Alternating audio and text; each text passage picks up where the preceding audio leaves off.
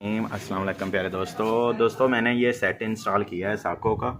ये 6 kilo watt का है दोस्तों। इसके ऊपर मैं आपको लोड चेक करवाने वाला हूँ। ये 374 वाट जो है लोड चल रहा है। अब मैं इसके ऊपर लोड बढ़ाने वाला हूँ और सोलर पैनल से भी आपको दिखाऊंगा कि कितने वाटेज ये बना रहा है। ये सोलर पैनल के वाटेज आ रहे हैं दोस्तों। ये अब इसके ऊपर 6000 पूरा लोड हो चुका है। ये देखें, देख रहे हो आप, ये 6000 इसके ऊपर मैंने लोड जो है वो डाल दिया, क्योंकि साथ में एक इस्त्री भी चला दी है।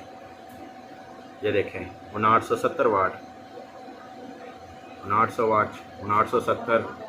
ये देखें, हालांकि यहाँ पे इसे बोलना चाहिए था ये 100% ही ऊपर लोड दिखा रहा है, लेकिन नहीं, इसने वार्निंग नहीं दी और 6 का 6000 ही लोड जो है ये उठा गया माशाल्लाह से। बहुत बेस्ट सेट है। 555 वाट की लोंजी के सोलर पैनल 12 अदद इंस्टॉल किए हैं और ये स्ट्रक्चर बनाए हैं हमने।